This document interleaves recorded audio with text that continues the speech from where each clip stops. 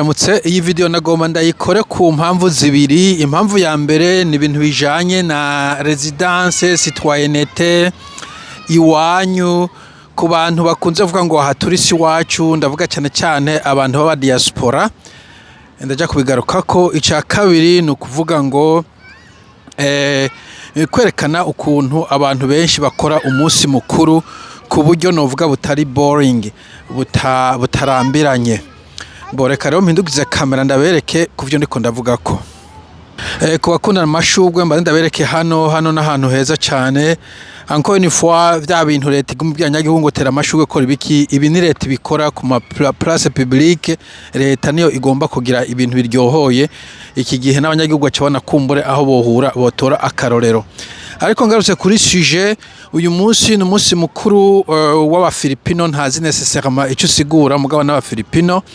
Ico navuga rero abandi bantu bashitse mu ibihugu vyo muri West bahagira ahabo. Kumbure iyi video ku bantu bari muri Afrika ndabatahura, uri muri Zambia, Tanzania, Zimbabwe, Mozambique, South Africa, Kenya, baba bariko barabiruka ko ntibabagira abene gihugu. Mugabe ibihugu vyo muri West no kuvuga Australia, New Zealand, ugacishira ko Europe yo muri West yahora ya kera, ugashaka ko Canada, America. Uhashitse bakaguha ubwene gihugu uca witwa umwene gihugu ambone du forme. Mbere ugise residence ubanza kwitwa utangura kwitwa umunyagihugu. Rero nko mubonye hari abana bariko barakina kumbure bijanye na vya binavuga vyuko ukoze umunsi mukuru ukomba kukora ahantu hari udukino tw'abana kugira ngo abana bakunze kurambirwa na bijyano vy'abantu bakuze bace babonegwaho. Ankoro harimo abantu b'ubwoko buvangavanze, nk'uyu urabona ko asa n'umushinwa, ariko hirya no hino ugiye kuraba usanga abantu b'ubwoko bwinshi bari muri aya ma event. Mbo uyu muziki ntuzeye irawanka Google ko ushira kuri YouTube, niyo vyangombwa nzowufuta, ariko bitari ngombwa nzogumezamwo umuziki uri muri background. Mbo tugatsira ku munsi mukuru naho nkaha abafise ibintu vyo kurya vyinshi cyane, bariko barataha bien sûr. Ukije kare wasanga hari amaduka y'aba pinoys, niko bita pinoy, bariko barateka abantu bakarya ibintu bitandukanye.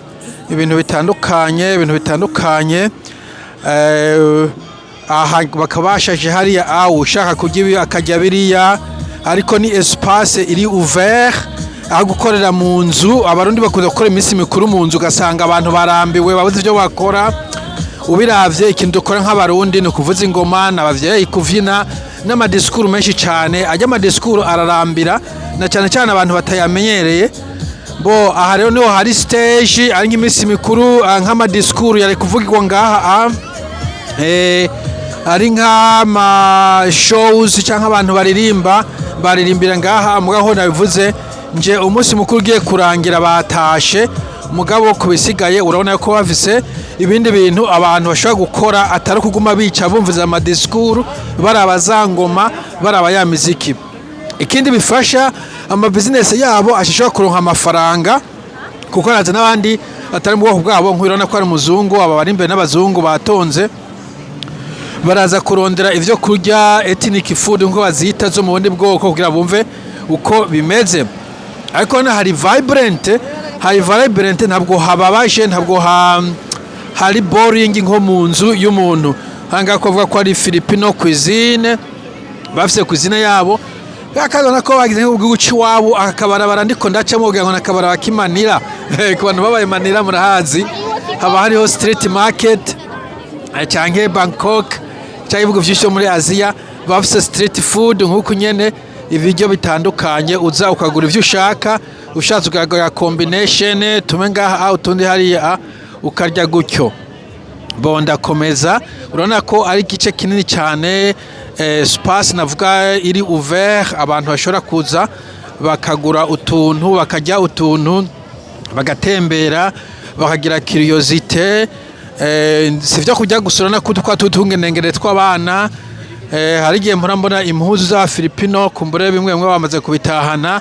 La fois passée haro n'umuntu yakaragurisha ibitabo bya Filipino, et voilà ibitabo hano. Are all these books in Tagalog? got English and Filipino. Yeah. Okay. So Filipino is same as the Tagalog, right? Well, predominantly Filipino is Tagalog Okay. with a little bit of Bisaya, Ilonggo, and other languages in the Philippines. Oh, okay. Yeah. So we Quite do a have collection. Filipino. But these are kids' books, all of them. We also have adults. Oh, they are If you adults' want books. to Learn about If you want to learn. history of the money in the Okay. Philippines. This is in English, but Oh, yeah, it's yeah. a Comic way. comic way. And these are novels. Novels? Young adults. Nice. Okay. And this is if you're into fantasy thrillers.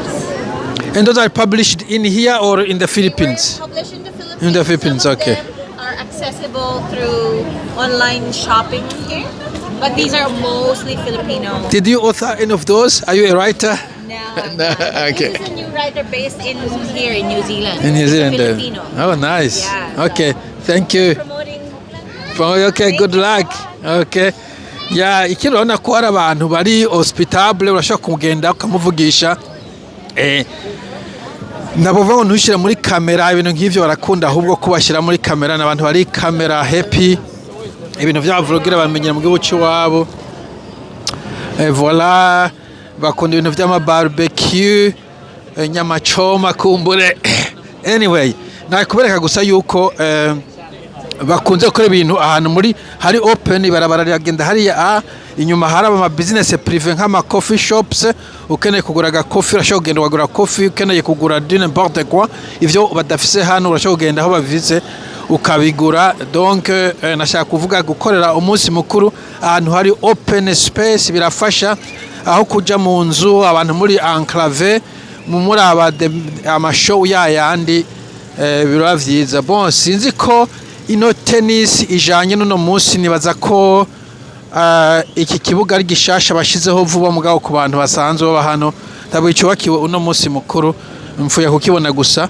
ariko bon umuntu akunda tennis ashobora kuza kwicara kabiraba nico ciza cyuko biri open space bombero nashaka hakurya hari shopping mall jabutse barabara ntabwo ari hakurya jabutse barabara no kuvuga icyo utabonye hano ushaka kugura hariya ari nk'aka juice ushaka badafise ukagura hariya ukakanywa voilà bo nsuye kwegera ahantu hari umuziki sindabikunze cyane kubera YouTube ntibishaka ko ushira umuziki w'abandi muri background udafise droit d'auteur copyright bo ariko nibaza ko hari system nshobora kugukuramo kuwufilitra ndaja kuraba muri logiciel sanzwe mfise muhira bo iyi video ndayikoze ku munsi wa gatandatu ejo kwa Mungu nzoja i Sydney mu nama nibaza ko nzoyisohora inyuma yaho kubera atamwanya mfise uno munsi nijoro yo kugira editing sito video nkiyi irimo copyright music isaba umwanya muremure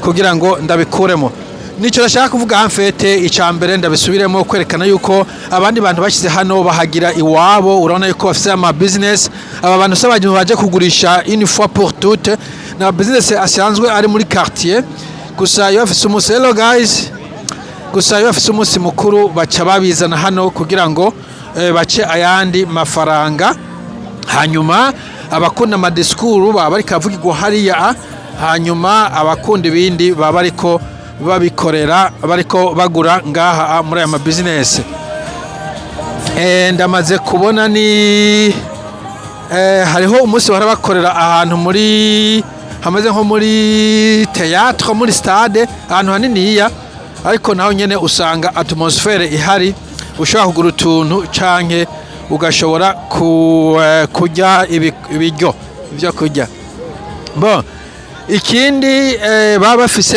aba sponsor nk'ijya urona ko ari ama company ashika ngahe aba bantu kenshi na kenshi usanga ajya amafaranga barundi muhora muvuga ngo tuko turakotiza duterera usanga bo ntayo bakoresha organizer yegerera aba bantu b'ama business bose kumbura barishe nk'amadolari angahe kuri stand hanyuma akaba na sponsor y'ama company manini ashobora kusponsoriza kubera bazi yuko hari population ikuze bashobora kugura kuba aba customer babo bakagura ibintu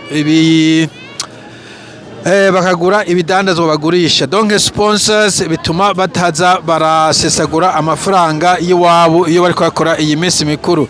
Cyo kimwe no gutekera abantu baba invite donc abantu babazi yuko kugenda ahantu ukariha amadolari 200 10 ukaronka ivyo kurya n'ibintu bisanzwe n'abantu baba expecting yuko bama bagaburiwe navyo nyene biragabanya ijya ry'amafaranga abantu bakoresha mu guteka ibiryo. Anyway, nibi bintu bibi nashaka kuvuga icambere gukora umunsi mukuru ahantu hari open space nkaha aho abantu bashobora gukora itamo ivyo bashaka kuraba, ukeneye kuva ama discours canke ibirori makabiraba, ukeneye kwigurira utwagura hano akaturaba, ukeneye kuraba akantu gatoya haje agaje gukora ibindi hariya, office abana akabajana hariya bagakina.